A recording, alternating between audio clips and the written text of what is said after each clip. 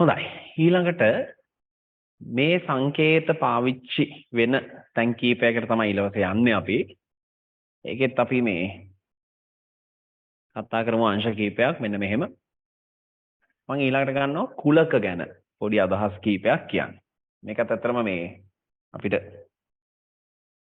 පාවිච්චි කරන්න ඕන වෙනවා කුලක sets. හරි?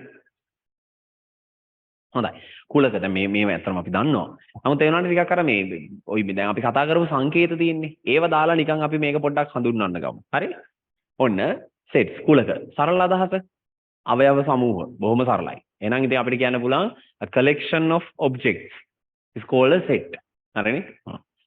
කුලකයක් කියලා කියන්නේ of objects. අවයව සමූහයක්.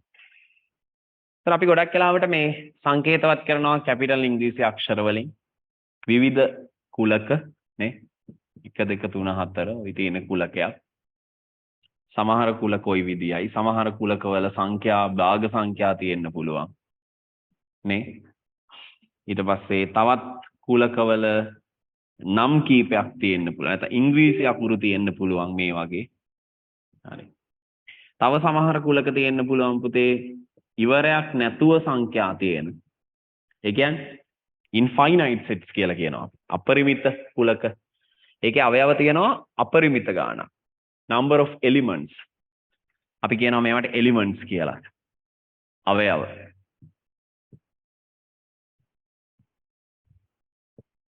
එතකොට number of elements ගාන finite නම් ඒක finite set එකක්. number of elements ගාන infinite නම් ඒක infinite set එකක්. බොහොම සරලයි. හරි?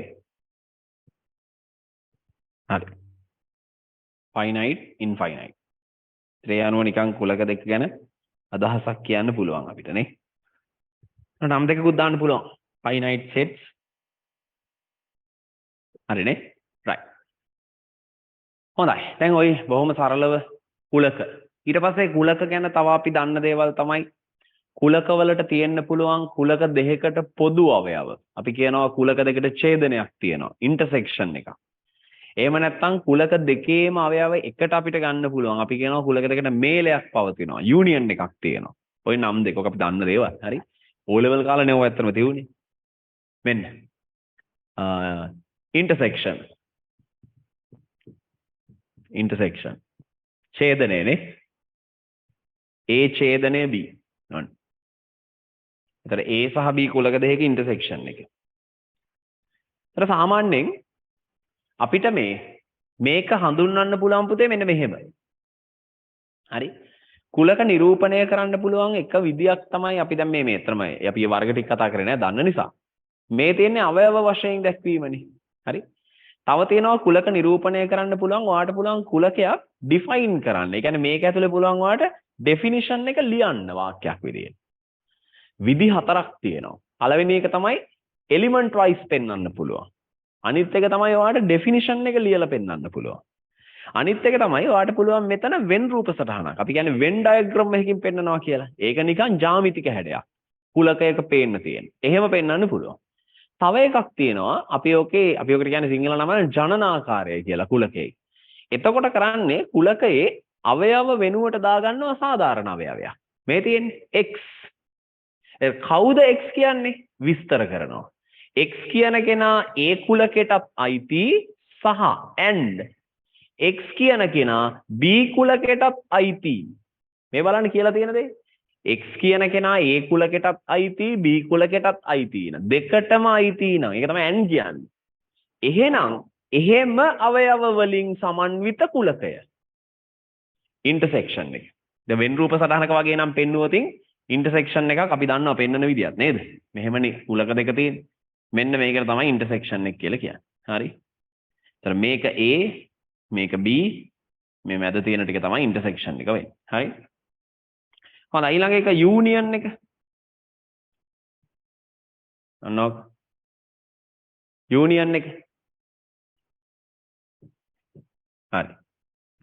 මේල කුලක දෙකක සියලු අවයව ගත්තාම එන එක නේද? අනියම ලියන්න ඉතින් දැන් පුළුවන්. A මේලේ B. ඒතර කවුද ඒක ඇතුළේ ඉන්නේ? ඒක ඇතුළේ ඉන්නෙත් x. මොන xද? එක්කෝ Aට අයිති. එහෙම නැත්තම් Bට අයිති. ඒ මොකද අර එහෙම නැත්තම් කියන එකක් කියන්නේ. දැන් මෙහෙමනේ A ගේ B ගේ දෙන්නටම අයිති ටික නෙවෙයිනේ. A ගේ තුල ඉන්නේවත් ගන්නවා B ගේ තුල ඉන්නේවත් ගන්නවා. ඒතර සමහරු Bට අයිති නැහැ Aට විතරයි. සමහරු Aට අයිති නැහැ Bට විතරයි. ඒතර එක්කෝ Aට අයිති වෙන්න ඕන. හෝ O එක දාන්න ඒකටනේ. නැත්තම් Bට අයිති වෙන්න ඕන. හරි? යූනියන් එක. ඒකත් අපි දන්නවා.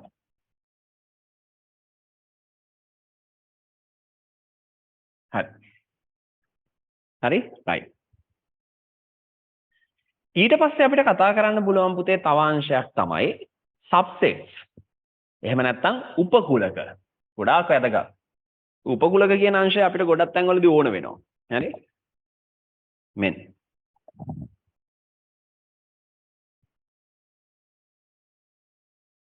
subsets උපකුලක.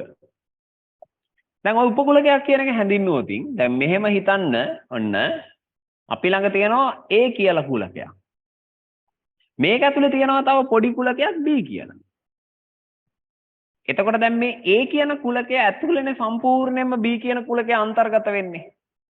අන්න එතකොට අපි හඳුන්වනවා B is a subset of A. B is a subset of A. දැන් මෙතන අපිට පුළුවන් මේක ලියන්න implication mark එකකින්. ඒ කිව්වේ මෙන්න මෙහෙම ලියන්න පුළුවන්. ඔන්න බලන්නකෝ. ඔයාලට පුළුවන් නේද මෙහෙම කියන්න? මොකක් හරි අවයවයක් ගත්තොත් පුතේ කැපිටල් B කුලකයට අයත් වෙන.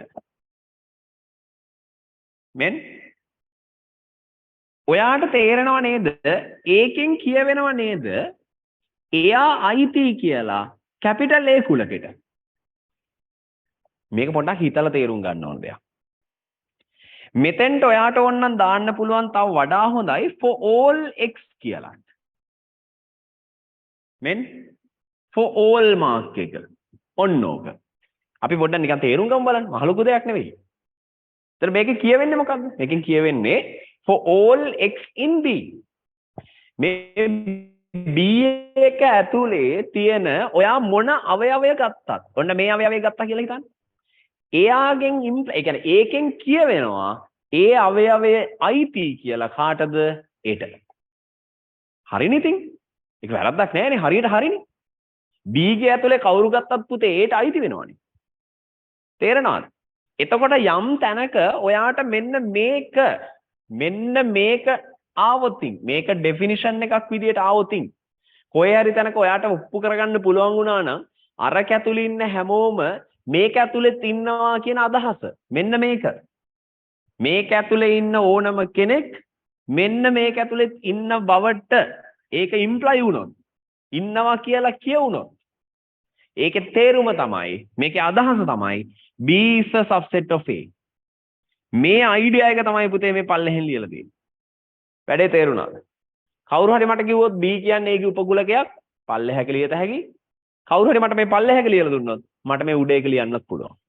අදහස් දෙකම සමානයි. same meaning. පැහැදිලිද හැමෝටම? ඒක පොඩ්ඩක් තේරුම් ගන්නකොට implication mark එක එන හැටි. දැන් real analysis වල ඔයාට පුළුවන් වෙන්න ඕන තව දෙයක් තමයි mathematical symbols කියන ඒවා අඳුරගෙන ඒක ගණිතමය ප්‍රකාශනයක තියෙන විදියත් එක්ක අයිඩියා එක ඔළුවට ගන්න. ඒක මේ මහා හිතන තරම් අමාරු දෙයක් නෙවෙයි. හරිද? අපිට symbols ටික හරියට ඔළුවේ තියෙනවා නම් කල්පනා කරන්න ශක්තිය තියෙන නිසා අපිට පොඩි අයිඩියා එකක් ගන්න පුළුවන් මෙහෙමයි වෙන්නේ කියලා. දැන් මේ සිද්ධ වෙන්නේ ඒකනේ. මොකක් හරි වැලියු එකක් තියෙනවා. ඒක B තුල අඩංගුයි. එහෙනම් අපිට ඒක ඉම්ප්ලයි වෙනවා අනිවාර්යෙන් A තුල අඩංගුයි කියලා. හේතුව B ඉන්නේ ඇතුලේ. නිකමට හිතන්න එක වැලියු එකක් හරි මේ ඉම්ප්ලිකේෂන් එක වැරද්දුවා කියලා. වරද්දනවා නම් ඒ වරද්දන්නේ කොහොමද? ඒ වරද්දන්නේ මේකේ අයිති වෙන කෙනෙක් මේකේ අයිති උනේ නැති වුනහම. මං කියන එක තේරෙනවද? මේකට අයිති කෙනෙක් ඉන්නවා. හැබැයි යා මේකට අයිති නැහැ. ඒකේ තේරුම මොකක්ද? ඒකේ තේරුම B ඇතුලේ කෙනෙක් ඉන්නවා. ඒකෙන් එළියේ. එතකොට ඒ කියන්නේ B ගේ කොටසක් ඒකෙන් එළියට පැනලානේ. ඒ කියන්නේ සබ්සෙට් එකක් නෙවෙයි. එහෙනම් සබ්සෙට් එකක් වෙන්නම නම් මේ සිද්ධිය සිද්ධ වෙන්න ඕන. පැහැදිලිද?